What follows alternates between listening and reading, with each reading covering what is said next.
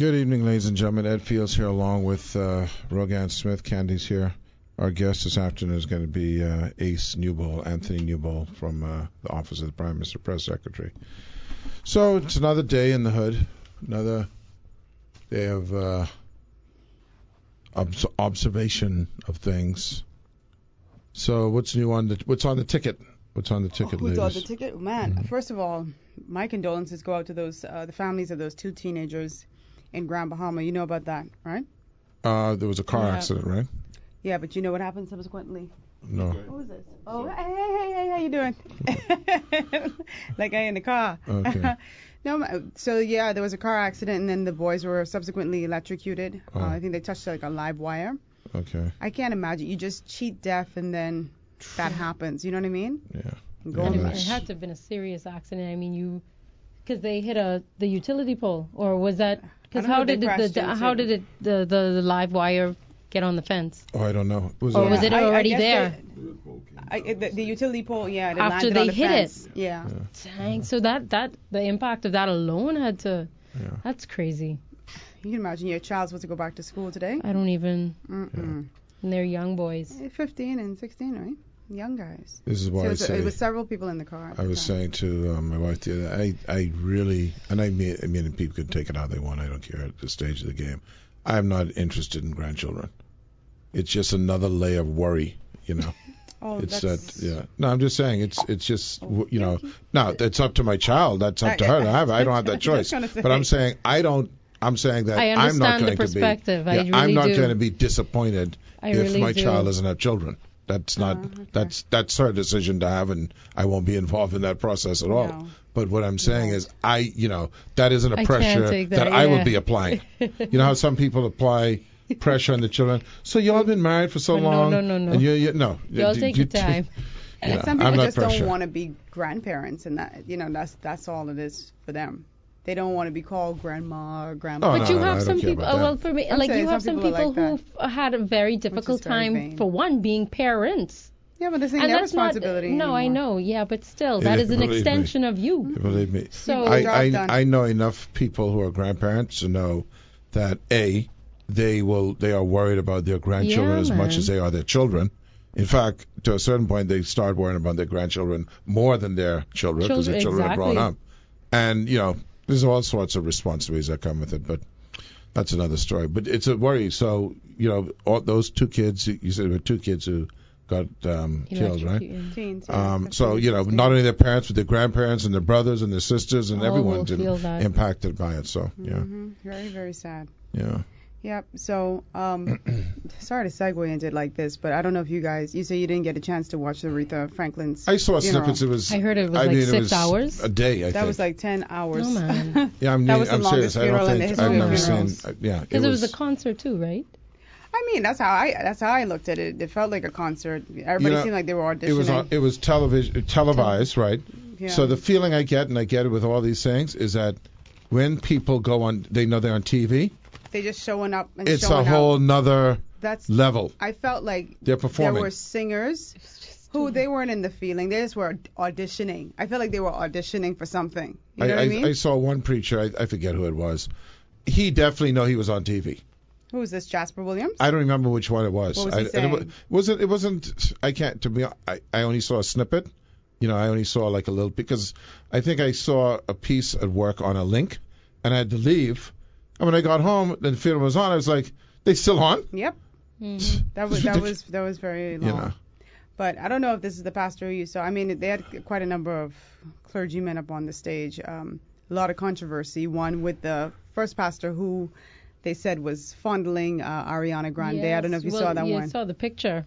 And then, somebody circled his hand. It was a little far up there. I mean, it was inappropriate. It was inappropriate. And I knew in the moment as I was watching, I said, this man's hand is... And he kept moving it. It's almost like it's... He was like kneading it. Right. Kneading it. It's like, it wasn't like, okay, well, it just sat there. Right. It was like almost like he wanted to cup the whole side, her side. So what you're saying is, because I did see something on this thing, he was on TV intentionally groping her. That's what you're saying. Yeah, that is what I'm saying. Yeah. So there you go. That is what I'm saying. Let me sit up for a bit, right? He was like this. Yeah. And on TV, he would do that. Yeah, that's correct. All right, well then that's good. Because obviously you believe something differently. No, but I find it hard to believe. No. Yeah, but you don't know where all the cameras are. And you don't know what is focused, what you're focused on or anything like that. So the same people that we're saying no on they're on TV for preaching, we don't know he's on TV for groping. That's the same people. Again? The same people who we may have accused, whether they're the entertainers or the preachers, who know they're on TV and are performing to the TV, those people don't also know that they're on TV for groping.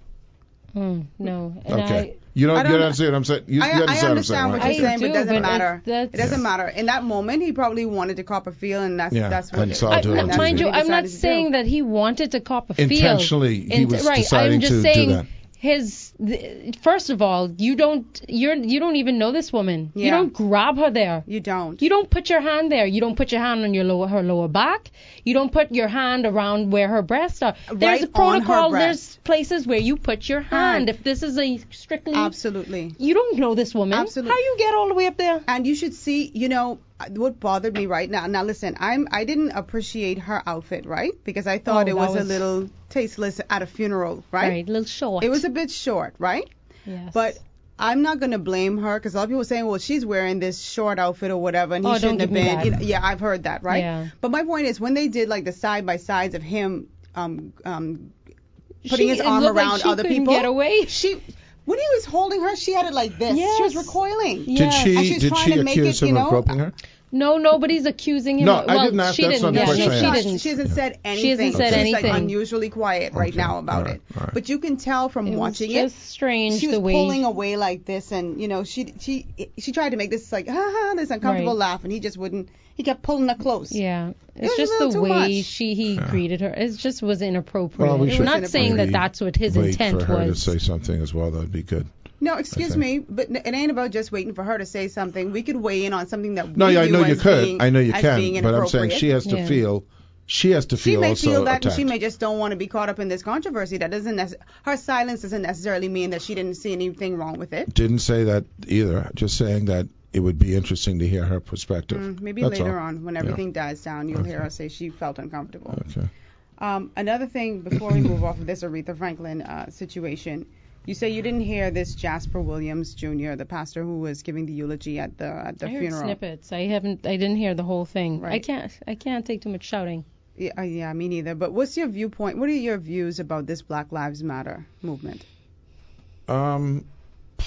Listen, it's a very there's a lot of gray. I'm being honest with that. There's a lot of gray, right? Mm-hmm. There are people who will say, and I it's so much gray. I don't like to get into it because people take offense on one side on this. But I mean, for instance, if you have a person who's stopped by the police, my view is, this is my view, and only my view. It doesn't necessarily go to anyone else. That the first thing you do is you hold up your hands. If they say stop, you do what the police say to do. Okay. So if you turn around and say F you so no one thing. Sorry, no. Not all situations are the same thing. Mm-hmm. So if you turn around and say F you to the police, or you don't follow what they say, then there's a possibility that something might happen. Because what's in the police's mind? We don't know that either. He may genuinely feel threatened. I've seen scenarios where the guy went for the gun, and he wasn't even armed, went for the gun, and ended up shooting the police. So, the easiest way to deal with that is if the police who has the authority says, excuse me, sir, step out of the car, put your hands up, do that. Now, that doesn't justify if it's another scenario where you say F you and you get shot, but I'm just saying you can avoid those situations. Right. There are people who will get offended by the mere fact that I just said that. Yeah, well, everything's black and white for them. So I don't have a perspective other than situational. If that makes any sense. I'm of the view, like you, that you do follow police orders. I think where they're coming from, and I'll get to why I even brought this up based on what Jasper had to say, right? But there's a viewpoint that when white people are stopped by police, they are afforded a certain level of respect that blacks automatically do not receive. Say that again one more time. That when white people are stopped by police, they are afforded a certain level of respect by police that blacks do not automatically receive. Okay? So a white person, I've seen videos, extensive videos of multiple arrests or individuals being pulled over, and these white folks are cursing at police, and it's still, sir, okay, sir. It's it's a different approach towards them versus the way a black person almost has to do everything by the book, and even then, there's a possibility that he or she could get into some problems. You know what I'd like to find out, and I don't know this. I'm only asking because this would solve the problem altogether, and I don't know if it's ever been done. I'd like to find out, just for statistical reasons, how many white people are shot by policemen. Because I don't know if that's I'm been. Sure it's. No, I'm just saying I don't know. I mean, so what I'm saying is the way to really deal with this is because you see when it's black and white, it's always like, and I think you were saying, I heard you talked about with Candy that if it's black on black, there's no uproar. Right, and this is what the pastor was saying. Okay. That's what I wanted to get to. So the question is the racial tension in the United States so bad that as soon as it's one race against the other, right? It's like the reverse, like if a black man rapes a white woman, right? As opposed to when a white man rapes a black woman. The question is, are there actually recorded scenarios of white policemen killing white people, and white policemen killing black people? What are the numbers? I don't have the numbers. Right.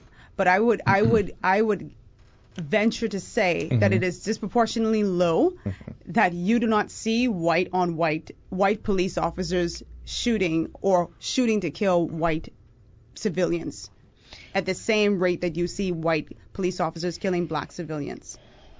Yeah.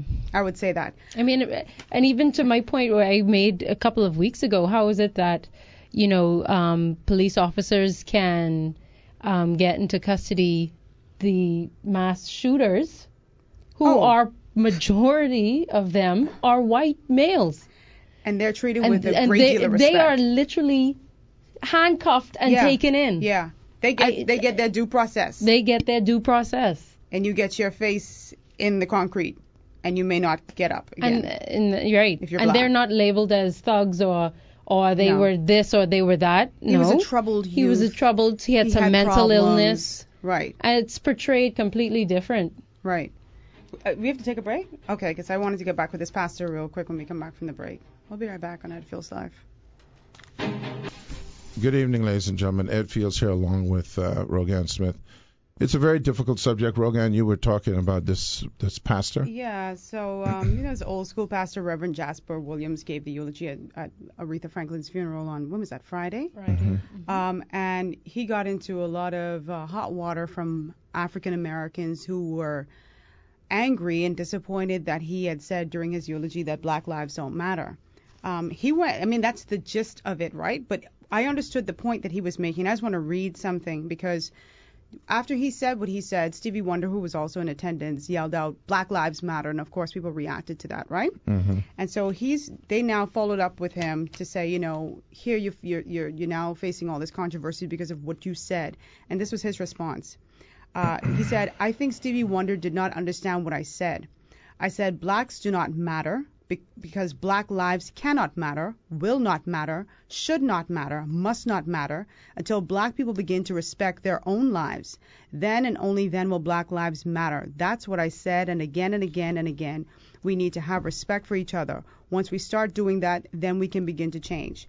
Now, this whole Black Lives Matter movement is very controversial, but I certainly understood the point what he was making. I mean, how many times have we seen, and let's just talk about Chicago for a second, Southside Chicago, so many blacks killing their own. And I have yes, there are people who might speak out and say we really need to end this, but I don't see the protests on the same level. I don't see the outcry on the same level as I do when a white police officer kills a black civilian. And yes, that is absolutely wrong, especially if you're dealing with somebody who is unarmed or the situation could have been dealt with differently. But I would like to see black people, before they be shouting Black Lives Matter, handling their situation in their own areas, their own neighborhoods, and saying that this is not acceptable. And if you want to protest against that. When you've dealt with that issue, then you could come and talk about Black Lives Matter. See, I tend to think, and this is problematic and will complicate things even more, is that nothing is apples and apples. Okay, so the first thing is, when it comes to the police, what people see is a person who's given authority to protect you and to protect your life, right? And that the whole thing is you should not have to fear the police shooting you innocently. And I agree with that. Okay? That's one set of fruit. Okay? The other set of fruit is that people see, quote unquote, two gangs. This is just being general now. Say two gangs who are, quote unquote, in their mind, not necessarily innocent, and they're shooting each other. Again, not diminishing it, but I'm just saying how people put things in silos. Okay? The problem is, and this is what happened with Stevie Wonder, is that the reason we cannot come up with solutions to these things is because as soon as you want to just have a discussion, just like we're having a discussion now, right? Someone else will start to label you to the point where you don't even want to have a discussion anymore. Okay? So I don't know if I disagree or agree with the pastor, but one thing I'm not going to do is label him. Because immediately Stevie Wonder is putting him in you're not a black person role. Yeah, you're not worthy of being black or something like that. You're not looking out for us. Right. So this is the problem, okay, is that you can't have a discussion without being, an Uncle Tom or, ignorant, whatever the deal is. You just can't have a discussion. So people just don't discuss it because everything. And that's not helpful, and that's not healthy. Because everything is not in the same basket. They're different things, and they kind of have to be discussed in those particular contexts. I'm sorry, Candy. No, go on. I was going to talk to your point, but go ahead. No, go ahead. No, it's with the whole, black on black crime.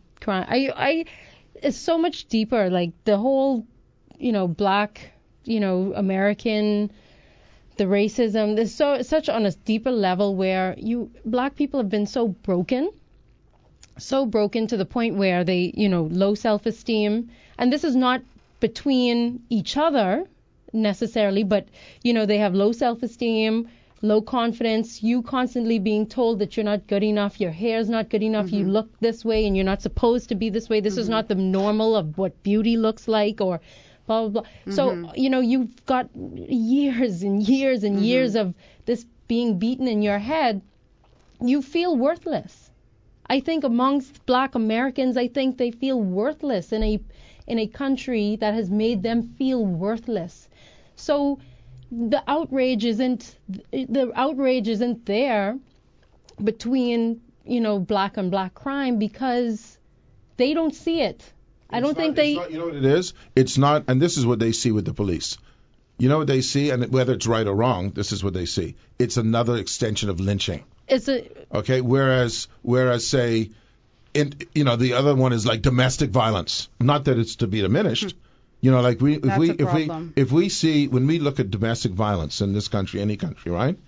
We kind of put that in a different category than say, someone coming and beating you up on the street. Right. It's crazy, but I'm only highlighting. Yeah, I think that's what it's all attached to. What's reality, right? It's different. People put things in different contexts and different perspectives. At what point are African Americans and black people in the Bahamas, wherever, at what point are they going to say, what we're doing to each other is not right? What we're doing at what point? Yeah. Well, there are different solutions. So there are different solution sets, right? So the police thing, there's a different solution set to that than the solution set to the black on black crime, right? So the black on black crime might have to do with, education and economics, et cetera, whereas the lynching scenario, the police scenario, there's a different, that's not necessarily economic or education. You got a white guy who is educated, who is not necessarily suffering economically, using his authority to impact someone else. You know what I find happens, and I wish I could point to specific cases in the States, right? But we've all seen the videos of police officers stopping African American drivers. And sometimes the interaction is respectful and sometimes it's not. Mm-hmm. And it's to your point earlier. I mean, if someone is approaching you, he or she represents the law. Mm-hmm. You have a duty as a citizen to want to go home. Especially yeah. I mean, at the end of the day, I'm not going to act. I've been stopped when I was in school. I've been stopped by police before, and white police officers treated me respectfully. Now, the people might say, well, that's because you're a black female. It would have been different. You were a black male. I know, because you can erase that, because I've been stopped by the police before. Did they handle you fine? Rough? Because one thing, I did not react to them in any kind of negative way. My reaction was, good afternoon, whatever you want. You know what I mean? Like, can I see your license? He stopped me for a reason. Yes, hopefully. He stopped me for a reason. I'm going to give him that benefit he stopped of doubt. me for a reason. I was speeding in that instance. Right. Okay? And he was respectful. My license and all that sort of stuff. Okay, ma'am, you can fight this in court if you want to. Have a good day. Mm-hmm. I'll stay behind you until you get back in traffic. All right? Take care. Well, the question, so here's a question. And again, it's all about statistics. And I don't know the numbers, and I think the people who are espousing these various views don't want you to know all the statistics, right? How many people get stopped? How many hundreds of thousands of, say, and according to the stats, or what people say is black people get stopped disproportionately, right? Okay. Well, then, how many, just as a question, how many of them get shot? Mm-hmm. It's not all. Mm-hmm. Okay. If you had a serious problem. So there's a lot of people getting stopped. The question is, how many of those people get stopped and the transaction, I use that phrase, is respectful. And they go home. Okay. As opposed to, this is what gets me. Why in the world, if you know that there is this quote unquote trend. Right. Okay. Why would you say F you? Yeah. Why would you say, I'm not coming out the car? Mm-hmm. Or reach down for something? You also have seen a series of situations where you have a white person actually calling the police on somebody, on a black person, and then I think that in itself aggravates. Okay. Like, for instance, I don't know, we remember the Yale student or whatever, or even the lady who called the police on the 8-year-old child, or the people that were having the barbecue. What I'm saying is, it's already met with contention. But here's the problem, and this is the problem with that, and this is why I want stats. How many people call a person on a white homeless person who is loitering? Well, I didn't say homeless. I'm just using that example. No. There was a situation where a lady was quote unquote loitering right at a college dorm, right? That's what the perception. So they call the police. Right. The question I want to know, because it's important from context, it may be 0, it may be 100, is how many people call people who are loitering who are not black. Mm-hmm. We don't hear these numbers, so we react because the natural scenario, it's like the thing I always tell you, the joke I always tell you, right? Yeah. When the guy goes to court and says, Your Honor, they fire me because I'm black. Yeah, no. Okay, no, but this happens. No, I agree. Okay, so the Your Honor says to them, well, what color you were when they hired you? Okay, we have a propensity, and I'm not excusing any behaviors. We're having a discussion for all of you out there who want to just go off the limb, okay? Is we're having a discussion. How many of you can say that there's a record that you have checked to see how many people called just because they're bums? Listen, I seen pictures the other day where a guy beat a white guy who was a bum, beat him to death. That's a little more rough than calling the police. Mm-hmm. Mm-hmm. Okay? Mm-hmm. So we have to really analyze this, but our natural juices and emotions, as soon as we see that difference in color, that's the reason. Mm-hmm. Yeah. Mm-hmm. Well, because there's a long, And that's where we have a problem. We're not really analyzing it. Mm-hmm. People maybe just don't like bums. And they react to bums. Right. Okay. How many black people see a white bum on the road in Miami? Can we say like a homeless person? I hate that. Well, okay, a homeless person on the road, a homeless person on the road who's panhandling, and treats them with contempt. Mm-hmm. Mm-hmm. But we don't record that. Mm-hmm. There's no recording of that. Yeah. So I don't know. I understand the frustration. I know we got to go to break soon, but I understand the frustration black people feel because you remember when we had Byron Roll in here? Myron Roll in here, and we were and he was talking about how he just pushes to excel, and he doesn't want he feels that pressure on himself to make sure that he's not the guy who messes up because he's black. He flies it's almost under like the radar. It's like he's carrying the whole black race on his shoulder. But you remember what we also asked him? He shouldn't have. I said we shouldn't have to. Right. Do you? How much of that is self-imposed? Yeah. So in other a lot of words, that is self-imposed. Say again? Sure. A lot of it. Well, yeah. I mean, because you know what? Let me tell you something that's sad. We've been trained to think that way. Yeah. Think about that now, right? Mm-hmm. We've been trained to think. You could, in theory, go to a completely non-racist environment, in theory, okay? And because of how we've been trained and told all these years, your step now is, they watching me. I need to prove that I'm good enough to be here. I deserve to be here. Right. I got to be on my P's and Q's. Maybe that's not even crossing anyone's mind. What they are thinking about. No, I think it's crossing some of their minds. No, I'm not. I'm just saying maybe, right? It may be out of 10 people, maybe it's crossing 2 people's mind. Maybe not all 10. I don't know. But we are set up in ourselves. I mean, I'm trying to think of it. Let's think of a woman. I mean, same thing, right? A woman goes into a workplace. It may be that a guy isn't thinking anything, but the first time that someone says something to her, then it is like, well, why are you saying that to me? I think it depends on the situation. It's always situational. It's situational because that woman may have experienced that. You may say she has a chip on her shoulder, but she already identifies the signs. We know the signs. But once again, the sign may be something she's perceiving that the person who's doing it is not even thinking about. And it may very well be correct. It may be situational. It's situational, but it's toxic. Once you're already aware of something. The problem is we live in this toxic scenario of expectation of the worst. I mean, I know we're going to go to a break, but we were talking about it in a meeting today, right? How you could be a very successful person, and the one thing that is wrong, we focus on that versus all of your success. So that's how we're trying. Anyway, we'll be right back. Our guest this afternoon is going to be Ace NEWBOLD. We'll be right back. Good evening, ladies and gentlemen. Ed Fields here, along with Rogan Smith and Candelaria Thompson. We're talking about it's the uncomfortable discussion because it is a discussion based on historical inequities. And we're going to bring it that some people don't feel that they should be tagged with that. Okay. And they're uncomfortable because, and the example that we had in studio was that their intent is not, it's not for them to determine. Other people get to determine their intent.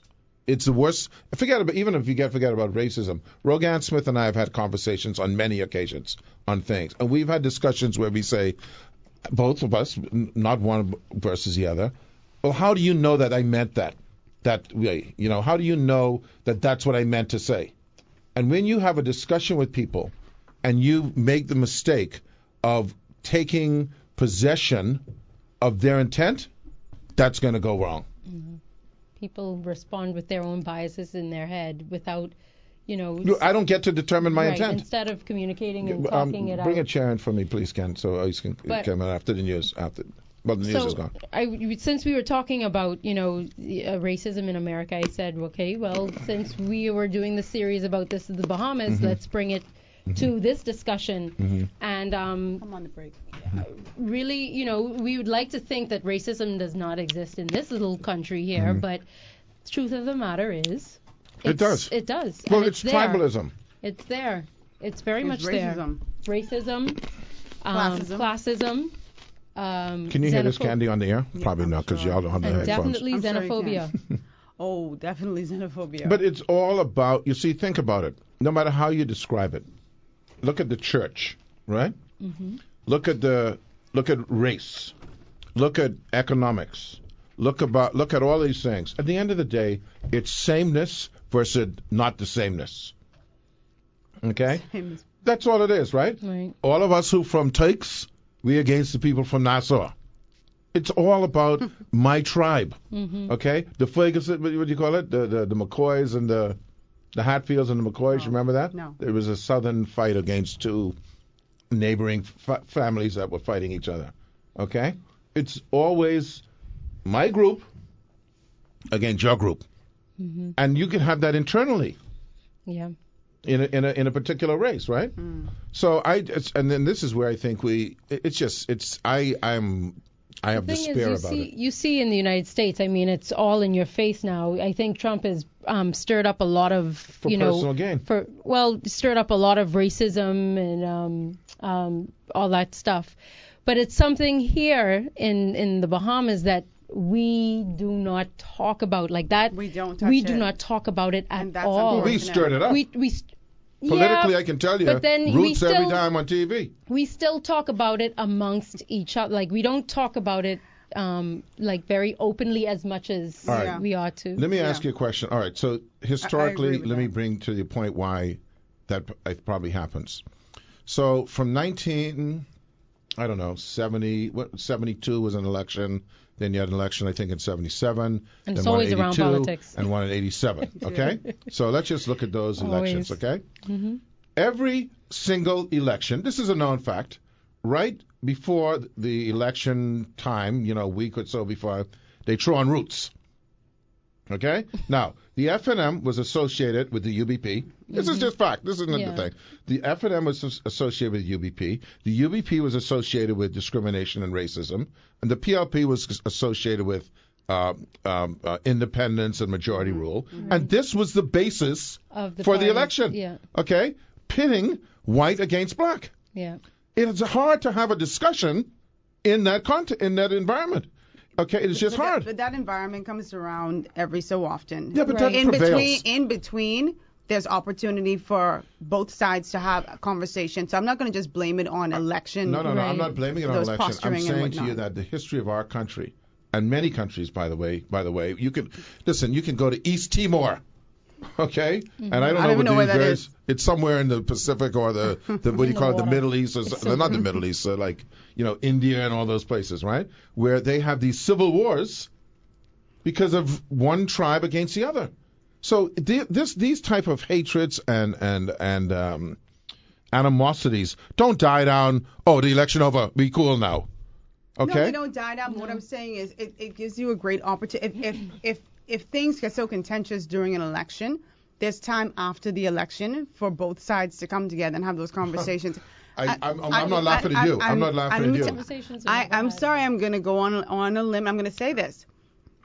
It never has happened. It's not going to happen. I find that there are black people who want to have those conversations, and the other side simply does not. Right after they the shut 2017 election. They do not want to have those conversations. Right after the 2017 election, Mr. Minky Isaacs got on the TV. Mr. Cooper had to disavow it, and blame the white people and this and that and the next. So he's one person. Yeah, but he was chaired. Does he represent Edward Field? No, he was chaired. I don't have that problem having that conversation. He don't represent me. Does he represent Candy or Kendrick? Yeah, I'm just trying to say that these are emotions that people hold on to, and I'm going to tell you. And, we're going to get some average citizens in here to have this discussion. Because, we were talking about having people to discuss it. Let's get some average citizens to discuss it, not people who are in who are going to be diplomatic, etc. But do you know why people would chair and agree with someone like Minky Isaacs? Because they don't have a different viewpoint. They don't have those experiences with white people where they could say, no, Mr. Isaacs, that doesn't make any sense because the interactions that I have with this individual over here tells me that doesn't make any sense. When you're operating in isolation and you don't have that interaction with another side, you are going to feel, how can I say this? When someone like Minky Isaacs get on a podium, you are going to relate to that because that has been your reality. Okay. Your reality isn't one that. Okay, watch this. Yeah, exactly. That's true. Watch that this. is for both sides. You see when Dr. Myron Roll was in here, right? Okay. Watch how we have to be very careful that we make sure we're consistent. When Dr. Myron Roll was in here, we asked him the question about when he's at Harvard, which we view as a white world. No, more of a white world than a black world, right? That he had to be cautious or whatever he had to be, He had to be, okay? He didn't want to make any mistakes. Right, because why? He was a minority, right? Mm-hmm. And there were certain expectations. That holds true here. Same thing holds true, okay? The unwillingness to engage or to put yourself in that situation, or the fear of this, or the fear of stereotype or misperceptions or predispositions, it exists both sides. So it's the same scenario that people are always, what's the word I want to use? Suspect of each other. Always. Dr. Roll's position was he didn't, I would imagine he's a black, he's a U.S. citizen, but I mean, he's a black Bahamian, black right? person. He's a black person, right? Yeah. That's the overarching theme. Yeah. Okay? When you are the only whatever in that group, you automatically assume the other group is thinking differently. No. That's not what I was going to say. It's like the pressure is put on you to perform because you, in other people's minds, you represent everybody. If I'm the only Bahamian working at NASA, you know what I mean? Correct. What I do is going to be, people are going to look at it as, is that how Bahamians are? Is that how black Bahamians are? Correct. So maybe that's the mentality that needs to be done away with. It does need to be done away with. I agree. I just come here to perform, and I'm going to perform the best that I can perform, whether I'm black, but white, it's not even about performance. So in the case of the black person, the performance issue might be the issue. But in the case of a white person, let's say in this community, right, it might be I'm representing my race. Right. And therefore, I have to do everything right, and I can't say anything wrong and all that. There's always the pressure when you're in the minority. That's the point I'm making. It's a different type of pressure. Well, yes, it is a different type of pressure, but it's still a pressure. I think we have to get rid of these things. These are pressures. Some seriously limiting thoughts. Yeah. I'm not putting those pressures that we on myself. impose on ourselves. Ah. And so it's there you go. Once, That's once you you're go correct. and move away from that, once you That's move why away I ain't from taking that on myself. You know, I but think it's hard. It's hard to not take it on because you know why? No, there's going to be some AH in that scenario who's going to present something like that, and guess what? The other people are not going to stand up. Right.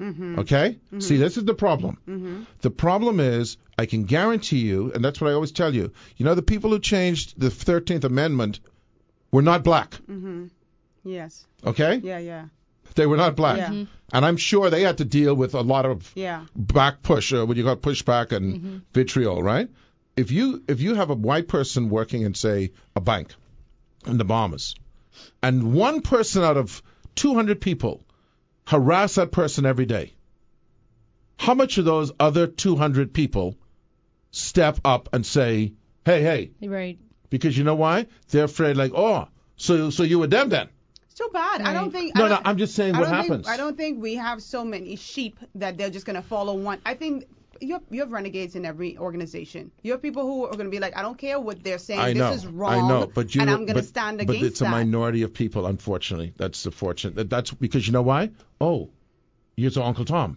Yeah, but so what? No, that's you, Rogan, and you're brave and fun. But a lot of people aren't. Yeah, that's probably what it is. I can't relate to that experience but you know what? You may not be able to relate, but that's the common position. We got to go, Candy. Yes, thank you. Ice is our guest. We'll continue to be continued. This is a good one. We'll be right back. Yes. See, she know. It's a problem. Okay. This is why Ace NEWBOLD, first of all, welcome. Would you hear on the radio say anything to me?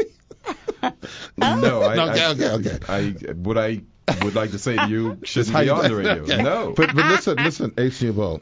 We had a conversation just now. We talk about to you with all kinds of things, right? We had a conversation because this is. Did you hear us in there? Yeah, I heard. Oh, okay. People listening to the show, I think like the show because we talk about a range of things. We don't get too serious all the time, but the capacity to have discussions, okay, are always based on people's perception, and it shouldn't be, of how it will be received. The capacity to have discussions? The lack of capacity to have discussions. Or the capacity is limited. No, the desire to have discussion. Or the capacity to have it is limited or restricted by people's feeling about how it'll be perceived. The desire to do it. The desire. Yeah, The desire to do it. it's diminished. Yeah, the desire. Because without the desire, Well, you have to have the desire, right? you got to have the desire first. Right. And then you got to determine whether you actually have the capacity. Well, I'm not even talking And about the your own capacity, you know. No, not you. Yeah. Just generally. The capacity, we have to look at the universe that we live in and think of how many people truly have the capacity to have that kind of discussion that you're talking about. Because you as press secretary, for instance, right? This is a calculation you make every day. I would assume. I'm only assuming, you can correct me if I'm wrong. How something's gonna be That perceived. when you go out there now, even to decide to go out there, to say, you know, we got this particular subject. The public is reading the tea leaves and this in one way. Is it worth going out there, or is it worth not going out there because of the presuppositions and the way that this has been framed? You have the desire to do it, but, you know, is it worth it? Do you ever have that, internal discussion? Yeah, but not a lot, because it's always desirable to address it, whatever it is. Right. No matter how it's framed, especially if it's framed in a certain way. No, you need to go out there and address it. Yeah. But timing, all that Agreed. stuff goes into play, right? All of that is part of it. Agreed. All of that is part of it. Timing is important. And information, obviously, is key. Yeah, And I'm not going to go out there without the information. backup information. Yeah. It's not going to. Your thoughts about how something is going to be perceived isn't going to stop you from doing your job or stop you from having a tough conversation, though, right? No, I'll go have the conversation. Right. Yeah, Precisely. you got to have the conversation. Yeah. And lack of that conversation is what leads to all of the confrontation I and absolutely anger agree. and Right. just Not rancor talking. that we have in But our I also society. find, Agreed. interestingly enough, I mean, that Agreed. sounds very idealistic. Idealistic. But the reality is, I guess, and this is where I'm going to apply the word cynic in the jaundiced perception that people have it, that even when you have the discussion, it deteriorates. True, and that's It's where a no-win scenario. that's where I came back to. Remember what I said first about the desire Desire first, and capacity. and then having the capacity. Yeah. Generally, even in the best of circumstances, there's a good chance a discussion of that nature will descend to Right. that in the best of circumstances. Right. Yes. We don't have that. What's that? The capacity. Most of us don't have the capacity to have the kind of conversation you're talking about. That's the problem. That's the problem. Yeah. And we have to And develop. by the way, that isn't based on That's ignorance or anything. It's based on a whole bunch of environmental issues, right? Yeah, ignorance being one of them. I was just about to say ignorance is Well, one it's of not them. always. Yeah, it's not. But it's not always ignorance, Not right? always ignorance totally, Right. Yeah. but ignorance plays is a For role. always in instance, there. in your realm, I find the most interesting thing, and I've almost kind of, well, you can see from the tenor of the show that I back from it, it's just the rank politicization, right? Yeah. Where you just ain't listening to fact. Yeah, Because it ain't in your interest to listen to fact. true, and I don't. I stay with whatever facts I have. You can say whatever you want. I'm going to give you the facts as I know them. I understand the politics is always there. The people who practice it need to catch themselves. But I on wonder, all sides. all Yeah. sides. Yeah. I All wonder sides, how people who say this is sickening actually, and I'm not feeling that well today to tolerate sickening feelings. Okay, but this is actually sickening. For people on both sides, make sure all the nincompoops out there hear the word both sides, or the phrase both sides, that people who say that they're to do the best for the country actually deliberately don't do that. Deliberately. Not always. No, but a lot of times, there's nothing good, no matter which side you're on, right? Whether it's BLP, FNM, DNA. How many times have you heard in the last 25 years someone saying, that's a good idea to the other side? No, well, that obviously that doesn't happen that often. Well, and that's what I'm asking. How many no, Well- and it does not happen partly because if they have all these great ideas, why would you elect me? Right. That's the problem. So Why would you elect me? But you know, so you're in a not kind going to of a- get that from any side. But you know what? There would be some dividends to be paid, right? If you are so mature that people could see that there are times when you disagree and there are times when you agree, and it's not like I can't remember how many times you agreed. Mm-hmm. Okay, that you just go on the merits of each thing, as opposed to they're going to come out and there's going to be something wrong. Well, I say try it. But, the idealism you talked about, I say try it. Sure, go out there and say, listen, it's a wonderful idea. It could possibly work. But guess what? We have an even better idea for you. Well, see, that's the other part of the puzzle, and we right? could do this better than you. They don't even come up with the better idea. No one. Both sides. Lots of people here. Well, nobody's thinking about just coming opposed. up with that. Yeah, they just know that's them.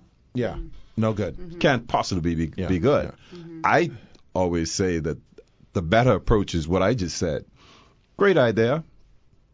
Watch these guys. They don't know how to execute it. We could do that better than them. Right. And we have a better idea. The inverse of that, of course, Mr. Anthony NEWBOLD, but our system doesn't even allow for it, as we saw in the most recent budget debate, right? Is dissension within even the party. You could have dissension. I.e. there's a way to dissent. Well, yeah, but not publicly. Yeah. You could do it publicly as and well. then lose your job. No, you could do it publicly as well. Well, and lose your job. Not necessarily. Well, There's a way in the to case do I it. saw, it was no necessarily. job. I saw a 3-job gone. Yeah, well, they didn't do it the way they were supposed to. And that was done publicly. Right. Okay? It was done so publicly. I'm just saying, no, they did it publicly and lose a job. We could go on this like a Yeah, Abbott we could Costello do all day. it. We could do it all day. Okay? We could do it all who's day. on first, who's on third? Yes. But the reality is, we have a system that, and we're talking system here now, that literally promotes this sort of blind adherence, right, to one side or the other. There's no capacity to say, okay, I disagree with that. Even if it's staged to the extent that, look, we know this is going to pass.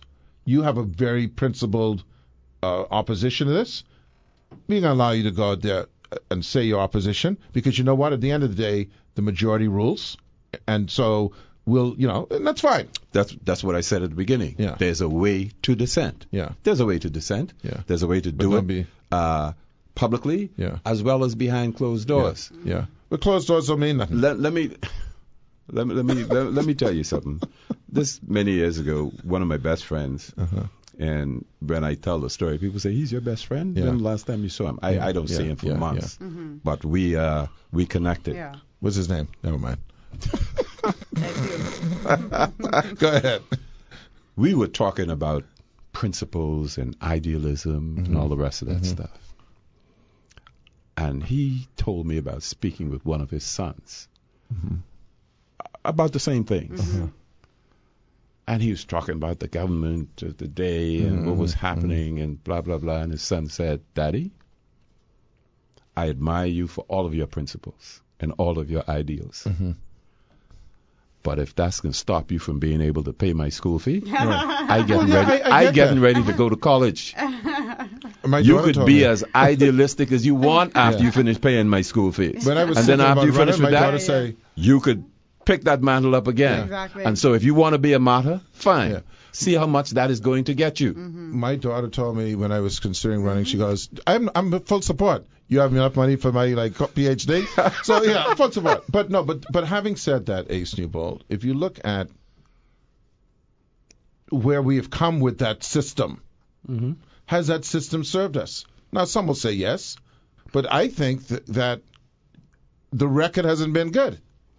Overall, I'm not even talking about just the Bahamas, I'm talking about globally. Yeah. The record of this blind adherence to sides, gangs, has been seemingly a deteriorating factor. I don't know that it's necessarily blind adherence, but no one person accomplishes anything. Unfortunately, you may cause a revolution by your words, but some other people can do the revolution, not you.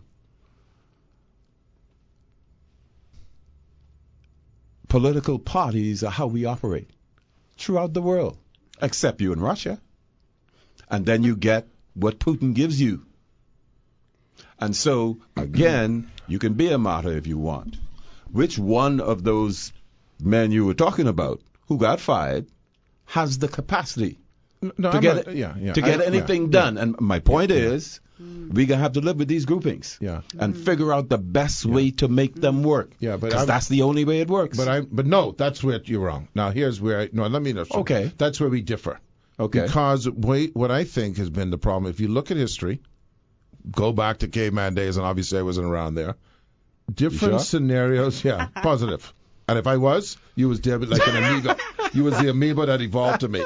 No, okay? No, okay. All right? Okay. You see, I push you down. Listen, I don't even want to go there. You don't even want to go to the amoeba one? No, I don't want to go there with you. Okay. What I'm saying is this. Over time, we have this inability to recognize that things have changed over time, and we somehow have this belief that where we are in time is it. Is the last stop. I don't think so. No, I'm just saying, no, because this is what you just said. Some of us might. This is what you just said. This is the system we have, and that's what we got to go with. How about if we try to change the system? How about if we focus on that to get a better product? I say groupings are how we get things done in the world, period. Could be a political system. It could be the people in church. It could be the people in school. You need a group. You need a team. You need a team. Right. And that's my only point. Right. There has to be a team to get anything accomplished. That's the way the world works. Right. But let me ask you this question.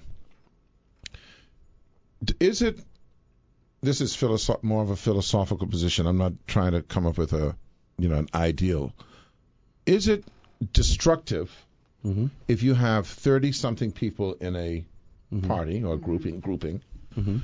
That it's like the Supreme Court. Let's use that as an example. The Supreme Court. They have use 34. A 9. No, they got the 9. They got the 9. Because I would even be more in favor of what I'm going to say. Okay. They got the 7. How many people they got in the Supreme Court? 9? 9. I think it's 9. In the U.S. I'm talking about. Yeah, I think it's 9. They can have a 5 or 6-3 position. And they put down the 6, what that position was. Right. And then they have a dissenting position. Right. It doesn't change the majority winning or the victory, so to speak. But at least it has some other opinion about what it should be. And that's fine. And that's public. That's not behind closed doors. Yeah, well, there's nothing wrong with that. Why can't we have a scenario where, someone can say, Your Honor, not Your Honor, Mr. Speaker, while I support the FNM, et cetera, in this particular matter, I have a differing point of view. As long as, for instance, from the whip's perspective, right, that thing is going to pass. That's going to pass. That particular. I'm just asking. It's just theoretical. That's dangerous, though. Why is it dangerous? I mean, okay, it's a good. Because they can plan it ahead of time. It's a good thing for us. You know what I mean? For the general citizens, the members of the public, that's a great thing for us. But knowing the way our political system is and how immature a lot of our leaders are, unfortunately, that wouldn't be taken in the spirit in which it was said. It would just be completely. It would be completely manipulated and used against that side. Yeah, but we had a situation. Let me give you an example. We had a budget that was passed, right? Right. Where there were at least 4 or 5 people who dissented publicly. Not with the budget.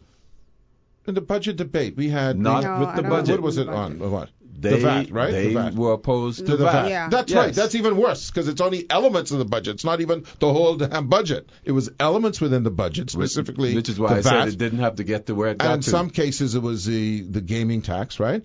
There were 5 or so people who had some issues with some elements in the budget. Did it change anything? Did it wreck anything? And I dare say that if there was a unanimous perspective, the same kind of level of opposition publicly that is being held would have still been there, with or without them. That's all I'm saying. Okay. I don't have any. Okay. Yeah. I'm just saying, so allow people, I think, in my mind, to have a kind of a, principled or whatever, emotional perspective that may be different, but it doesn't change the thing. Now, and that's you got to fine. make sure you have some whip positions to make sure that ain't happening for 30, for 29. Because that could Well, if it's 29, then you overturn the government. I mean, that's the way it is. Yeah, nobody's saying you can't say what you feel. But you got to deal with the ramifications. There are consequences for everything there are we consequences, do. and I can say something on the break. Okay, we can take a break? Okay, let's take the break. We'll be back. Say it on.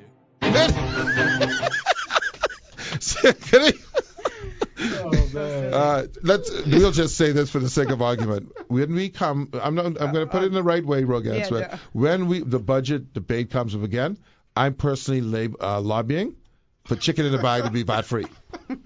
Me personally. Okay, and that includes crack cock. See, people. See, you got to be specific. You got to be specific, with people, because then they'll say, "Yeah, what about the crack?" Anyway, yeah, and then you can have a big argument at the counter. Well, the chicken in the bag is VAT free, but not the crack cock. Anyway, no, so what's happening now? We got this thing that's going on. A couple of things that's going on. Everything seems to be going on, and then they just kind of vanish. The only thing that ain't vanishing is Trump. But every day there's a new thing, okay, and then it vanishes, man. Right? The hotel. Yeah. Now, I think Rogan and I discussed our position on this. So this is what I gather to be the summary. Mm-hmm. Grand Bahama has 50,000 plus people. Uh-huh. They've got what people have described, both opposition and government, which is a word you don't use a lot, is dire. They're in a dire situation. Yeah. Okay? Been that way for a while, actually. Right. Exactly. Okay? Mm-hmm. There is a hotel complex that employs quite a few people, a significant percentage of that market. There was no sale imminent for the hotel to be operated by a private concern. And so the government felt the need to purchase this and will realize that even when they go to resell it, there will be a loss, which I understand based on the budgeting for marketing and all that is almost kind of taken into consideration. What is the rationale in your view for pushback? There's pushback. People are saying, well, you can take that $65 million and spend it on this and spend it on that. Well, the reality is they're spending it on these Bahamian people. So, which set of Bahamian people are more? It's a thing, right? You got to balance. It's always a balance. As I said to some reporters a couple of weeks ago, there's always the human element that can be dismissed. Right. That's the way it is. And if you didn't buy it, listen, the Grand Lucayan is the centerpiece of tourism in Grand Bahama. You can say whatever you want about that's supposed to be an industrial town, blah, blah, blah, blah, blah. Most of the people there were employed or had some connection to that group of hotels. Vendors, taxis, straw vendors. Food and beverage, Just, they're all fed off of that. Direct and indirect. Direct and indirect. You're not going to let that die. Bottom line. Now, what is eventually worked out, we don't know all of the elements that will be in the final deal. What I would say is there are too many people talking about it. What do you mean by From that? the government side. We don't need 5 different people talking about what's happening in the Lucayan Hotel. So it's the person dealing with it. Talk to them. Talk to the Prime Minister. We don't need 5 different people with, even if they have eerily similar viewpoints. Y'all don't have talking points? There's one. Y'all ain't like Fox? There's all of them. We need to get them. Because the Republicans got their talking points. I'm not going to say that. Yeah. But singularity and unity of message is a critical element that this government needs to perfect. Right? So Ace Newbold on Ed Fields Live with Rogan Smith as co-host and Ken Williams is saying that the messaging component of this government is lacking. Is lacking where it should be. Okay. Yeah, we need to, all of us need to say the same thing. Okay. Right? Somebody asked me, and I don't remember, or stop talking. Yeah. Somebody, I was asked about what's wrong with the various cabinet ministers having their own viewpoint. This was at the very beginning of the administration. I think you gave them a civics lesson, I think. For what we're saying right now. Yeah. You can't muddy the waters, man. And in addition to that, if that's tourism, why is the health people talking about tourism? If that's health, why is the environmental people? Well, the tourism people. Why is the tourism people talking about health? We got to get it together. All right? Singularity of message. We don't need people, stay in your lane. That's what they say, stay in your lane. That's what you deal with? That's what you deal with. Prime Minister says it, you know. I was gonna He say, says, I'm a doctor, man. You know, that's why I appoint all these people to where I appointed them to. Now I will gather all that information, and at some point I will speak to whatever the issue is. But as a first point of contact, these are the people who are appointed to deal with these issues. Because they're supposed to be familiar with the respective areas. Let me ask you a question, because we talked about this in a different context with the BPL thing, right? Mm-hmm.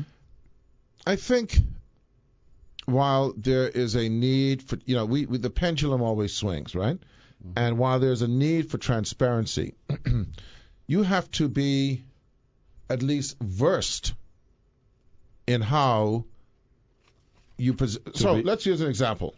You see this fella, the monkey up guy? Yes. Okay. Because I like to take it away from here so people can't think that you. Okay. Mm-hmm. Now this is a guy who is Harvard and Yale trained. Yes. Okay. Now I don't know who is managing his deal. Okay. Because someone needs to be fired. Not very well. Okay. Because if for whatever reason you are not aware of the one, and I'm going to use the word in another primate form, the 100-pound or the 800-pound gorilla in the room, called race. Yeah, yeah. Okay, in every room. It's every not room. just. Every it's room. not your room. Yeah. Every room in town. Yeah. The 800-pound gorilla in that room. Yeah. Okay, and you say the words when your opponent is an African American. Yeah. That not he, because I don't think he said that. Y'all don't monkey this up. Right. Okay. When you said it, because I think that as soon as you say it, it's oh crap. I mean, that's what I think most people would be. But let's suppose you're so pure and neutral and all that, you don't think that. Then someone goes to you and says, hey, listen, let me let you know this, boss.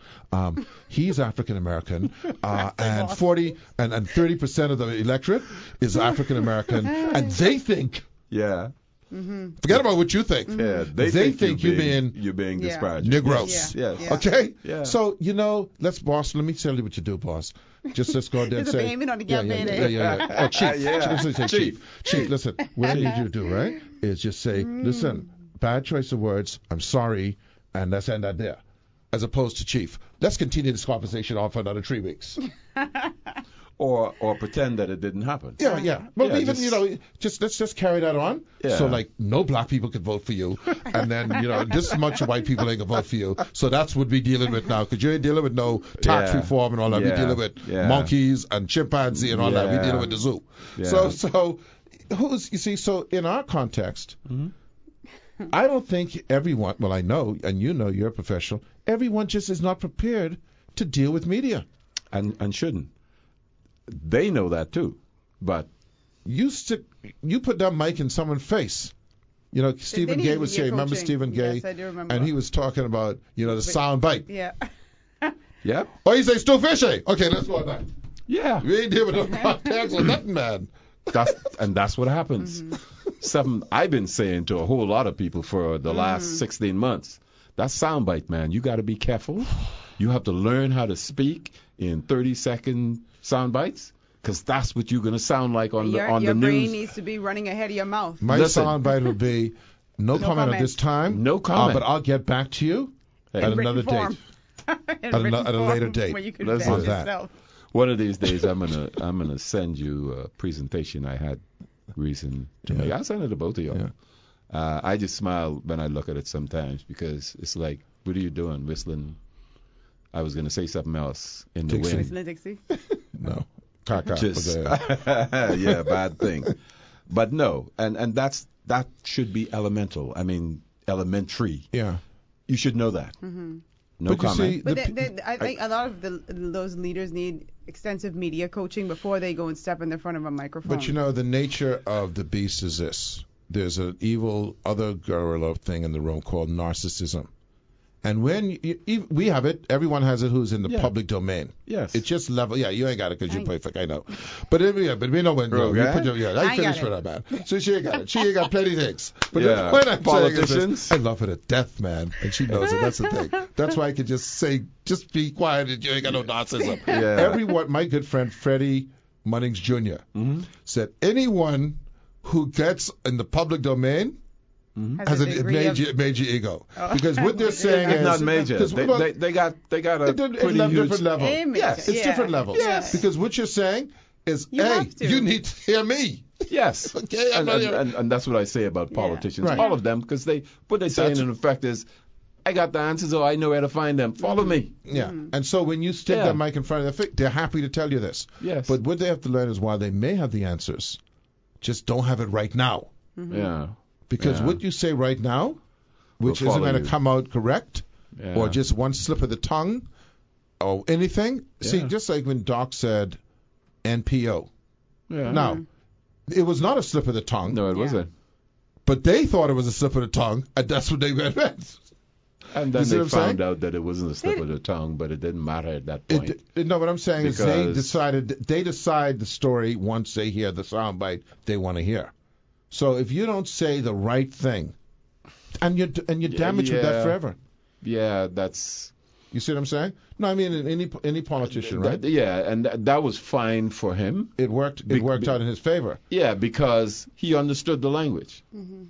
But they were ready. I'm just saying they're ready for that one volcanic error. That's going to be the headline. Or it doesn't even have to be volcanic. Yeah. The smallest one would get blown to the highest. And again, that's part of the conversation we had. You were having a different conversation on the other side of the table. But that's part of the conversation we were having on the other side of the table. What are you talking about? We had lunch on Friday? Oh, yeah, that's right. Oh, my God. I don't have a good memory. I'm sorry. I'm still getting over because I was getting ready to just go back. I was getting back to get back. You know what was distracting me? What's that? Because I was going to say it in Bahamianese. Okay. Say she ain't narcissism. You say safe face. I focusing on that. I looking at my people over there. You looking at your people over there. Say she. Hey, we used to always say she. Yeah. that means you're lying. say she. No. And I say that media practitioners have to be more responsible. Yeah. I know people need to sell newspapers. I know they need ears to listen to the radio stations, eyeballs to watch television. But you, as a part of the leadership group of any society, in the media, we have to shape public opinion. People believe us. It's both sides. It's both sides. That's why, we had Carlton and Stephen over, we were talking about the media. And so I want to talk about the responsibility of the leadership. Because we know their scoop, and we can talk about it, and we'll talk about it again. The leadership where? No, just people in just leadership. People in leadership is in public domain. Okay. Who are, and I go back to this guy, what's his name, DeSantis in Florida, right? Mm-hmm. There is what you intended, and there's what is perceived, and we had this discussion over there about perception. It is 99% of the problem. The reality is, you have to be sensitive to what other people are perceiving or offended by, and go on that, not on what you intended. Right. True. Because if they feel that was the intention, you need to correct that, not double down. And I'm not saying this about anyone specific. You have to pay attention to what is perceived or what people are perceiving, and you have to care that is what they perceive. That's what I'm saying. That's what I'm saying. If you don't react, if you miss that, you're doomed, right? Because if people feel that you can just dismiss their feelings, well, then why are they going to vote for you? Forget about whether you meant it or not. Yeah. Because you know what the whole thing is. Maybe I don't believe you meant it. Okay, I could believe that. I could say maybe deep somewhere in my heart I don't believe he meant that.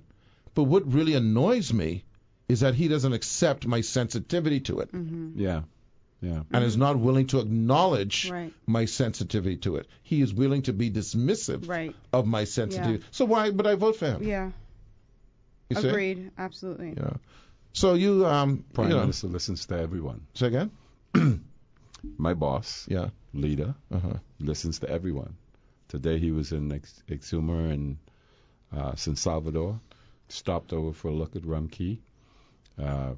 Children had a wonderful time. Prime Minister, first time ever a Prime Minister graced their schools. So that was. Let me It's a ask you, wonderful how's thing. this?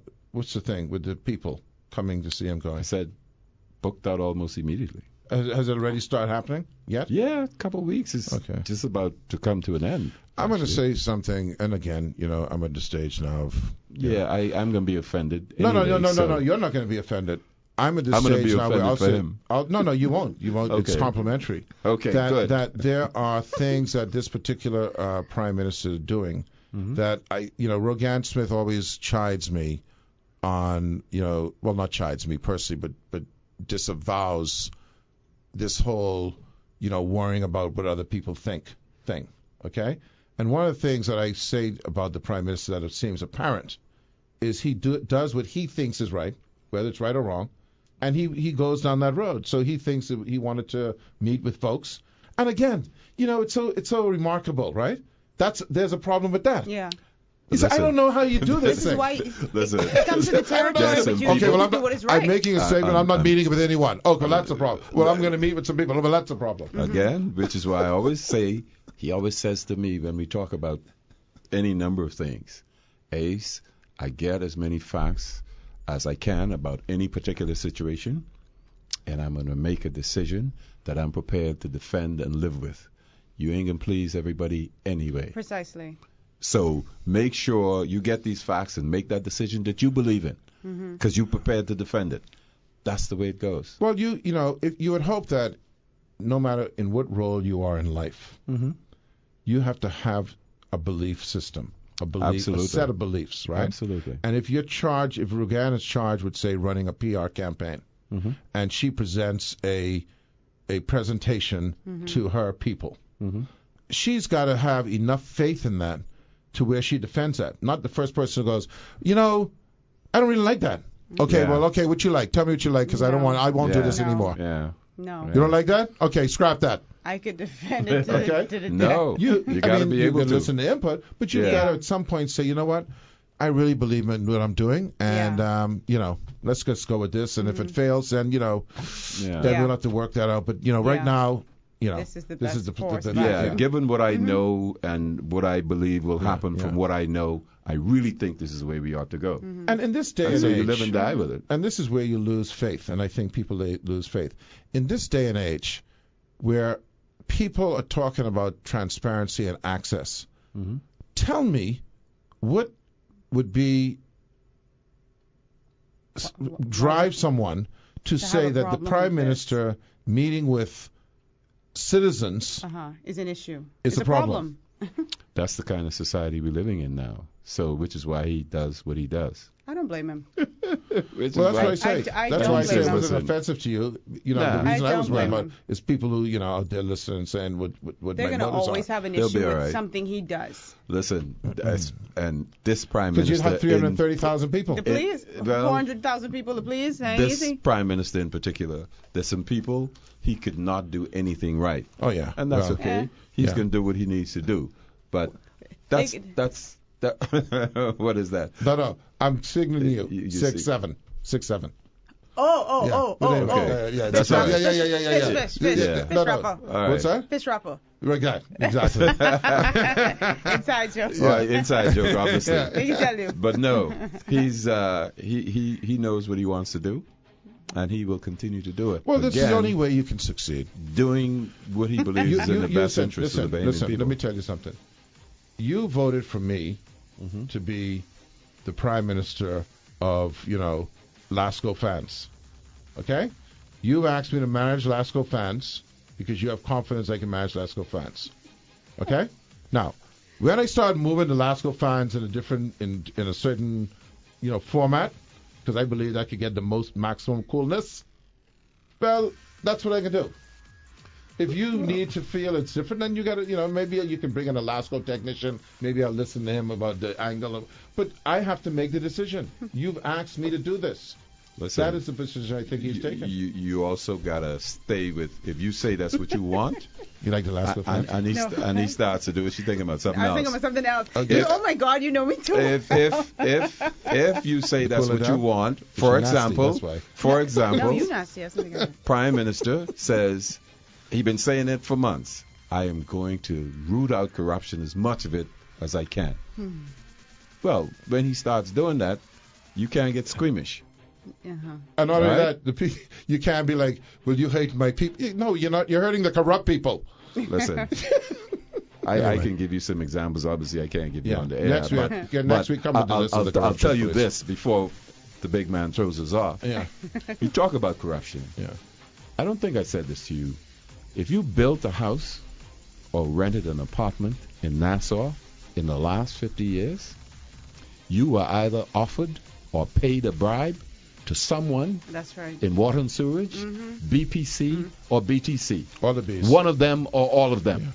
Yeah. If you built a house or rented an apartment fast in track Nassau, Or you're frustrated. I've done things. Well, I'm see, not that's- paid it. that's- Or you're that's- frustrated. that's the A strategy. lot of Yeah. people pay. Let's slow walk, Yeah, yeah. whatever they're Yeah. doing, Yeah. and so you get Yeah. so frustrated, Yeah. Yeah. you go, hey, listen, my man, put that in your pocket. Momanzo. Yeah. Yeah. All right. Well, listen, Momanzo. Ace. Hey, Newbold. thank you so much. Listen, it's a pleasure. Once again, 1 hour, yes, sir. You'll be back. 55 minutes. You'll be back. I And was notice we give outside you a the little time door. over. You give me time over? Yeah, we give a Thank little you, time big over. man. And I want you to face all your vitriol in that direction. In that direction, eh? Okay, I got you. We'll be back Thanks on for inviting Thursday. me, man. All right. You're